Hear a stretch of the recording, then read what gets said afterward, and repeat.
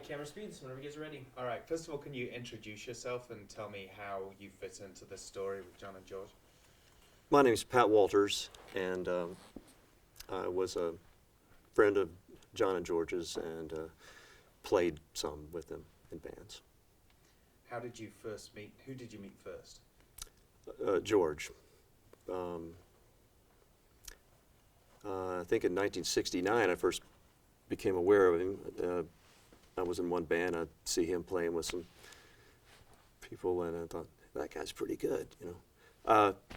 I don't know exactly where we got to know each other, but I believe we were in music theory class, the same one, at Central Piedmont Community College in 1970, 71, around then. And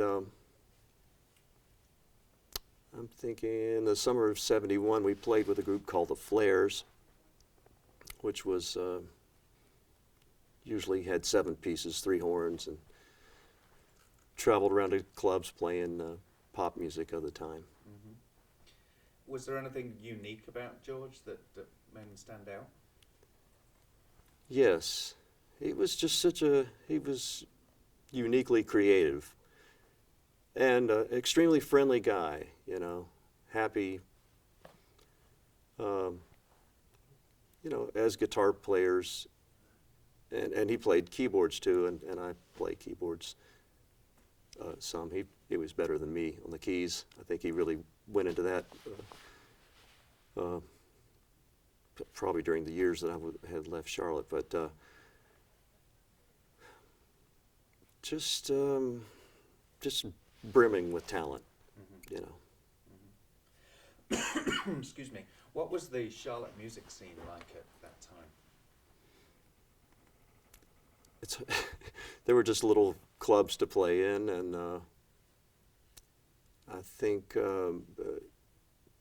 being the age we were at, 18, 19 years old, we were all in a growth period. But as far as the scene, you know, there was always some little place, whether it was a coffee house or a bar, whatever, that you could get out there, and if you were writing songs, you could sneak a few of your own songs in.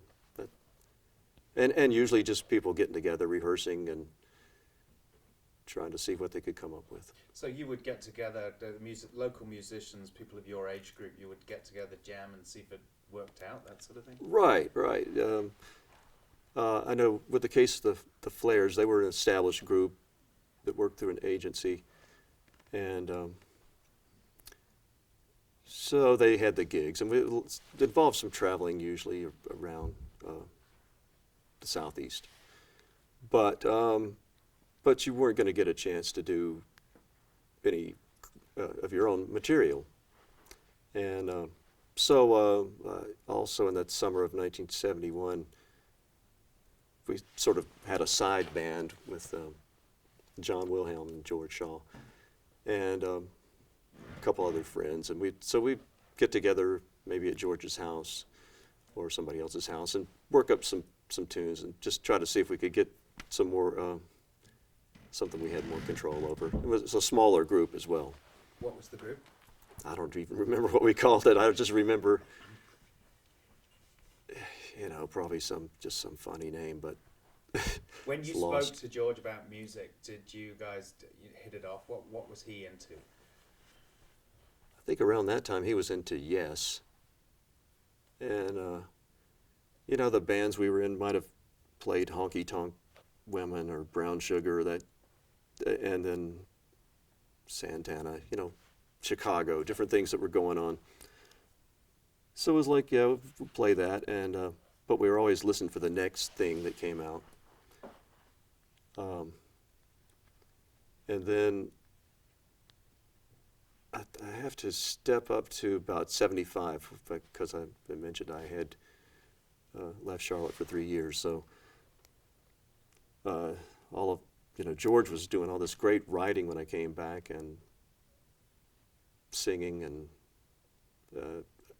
I don't know if he and John wrote their songs together. I'm not really sure about that, but so we go out and they were doing great Stevie Wonder things that that I was listening to myself, and I was just blown away by what they were doing at the time. Now, you mentioned that you were you a jazz musician as well? Yeah, I was learning during the years that I left Charlotte. I'd always liked it. I mean, I even saw Wes Montgomery play when I was about 15, and he didn't live much after that. So I didn't know what he was doing, but I was influenced by that. So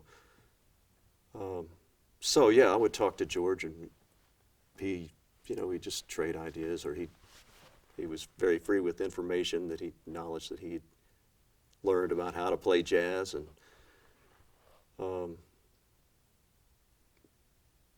he was like that, who would share freely what information that he might have learned.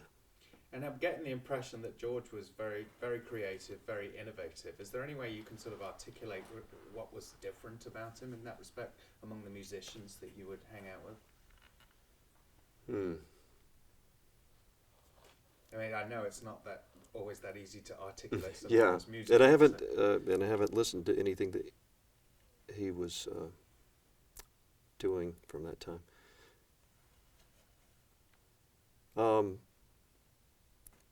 He was good at coming up with just ideas that you wouldn't think of yourself, very, you might think that it sort of reminded you of something, but he always had it was a very original way of thinking and expressing himself. When did John come into the picture? Do you remember first meeting him? I think I met him in 1971. I don't remember specifically where I met him, but it's just like maybe George knew him and they had played some together, and then I started playing with him a little bit. Can you talk about the differences in their personalities? I knew George better, so it would be hard for me to comment on that. Okay. So the bands that you played in with them, what were you playing? Were you still playing sort of rock stuff? Yeah, pretty much. That the one little band that we put together was kind of short-lived, but I did play with John, also in a band with a fellow named David Floyd. When I came back, we just did a few dates, Wingett and Floyd, and they had recorded with George on guitar, and doing sort of great George Benson kind of stuff.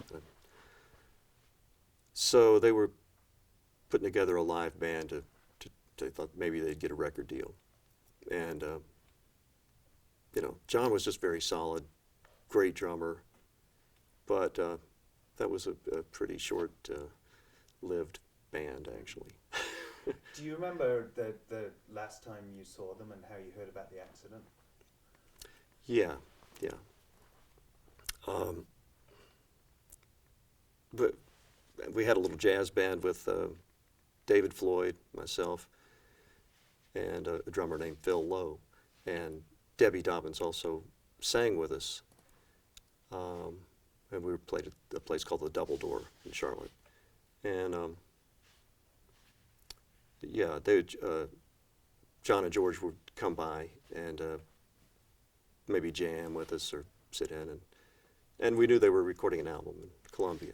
So they said, "No, we can't stick around, man. We got to go to Columbia." Mm-hmm. And then when did you? Sorry. Do you want to cut for a sec?